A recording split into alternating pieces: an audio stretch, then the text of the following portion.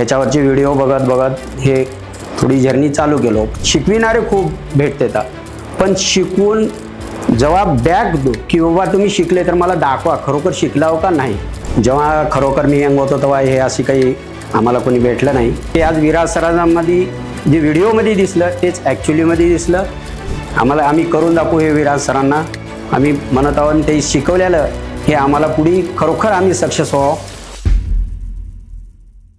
नमस्कार, मी भारत पंडितराव थगनारे, राहणार हंगरगा तालुका औराद, जिल्हा बिदर, कर्नाटक राज्यामधून आम्ही तिघं मित्र आहोत।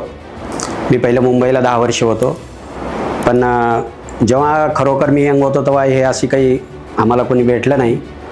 आणि हे 1-1.5 वर्षापूर्वीच स्ट्रगल नुसतं हार्डवर्क करूनच माणूस पुढे जातं ह्याच्यामध्ये नाही, तर काहीतरी असे लॉजिकल बिझनेस पण आहेत आणि स्किल आहेत, त्याच्यापासून आपल्याला खूप काही करता येते।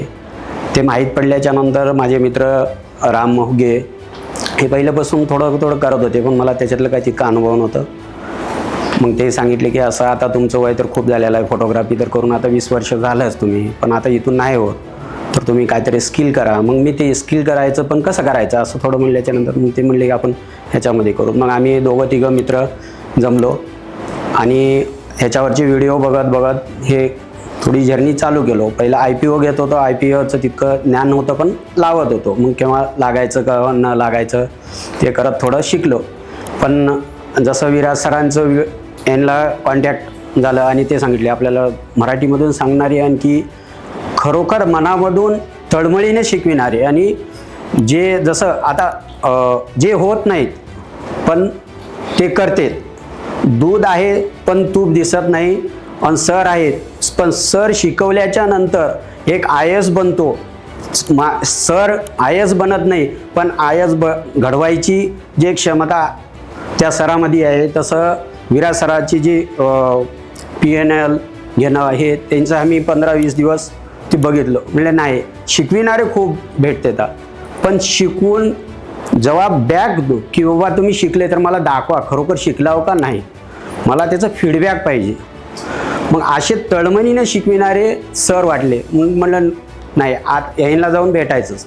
तसंच मी गेल्या महिन्यामध्येच करणार होतो, पण माझी काही घरगुती कार्यक्रम असल्यामुळे मी येऊ शकलो नाही। ह्या कार्यक्रमाला बी अशी अडचण आलेली होती की मी 23 तारखेला तिरुपतीला जायचं माझं फिक्स होतं। मग हे डेट ठरली 24 आणि 25, मग मी 27ला जायचं ठरवलं आणि हे बॅच केलं। हे बॅच केल्यावर जसं मला अनुभव ते ह्याच्यामधून आला होता की फक्त व्हिडिओ बनविलेलंच आहे का हे, पण नाही रिअलमध्ये पण तसं आहे की बाबा हा, तर जसं म्हणते ते टीचर स्वतः काही बनत नाहीत, आणि ते जे टीचर शिकवतात आणि तेही जे शिकल्याच्या नंतर त्याचे स्टुडंट जे बनतात की ते मला पाहिजे जे सरांमध्ये असते, ते आज विराज सरांमध्ये जे व्हिडिओमध्ये दिसलं तेच ॲक्च्युलीमध्ये दिसलं।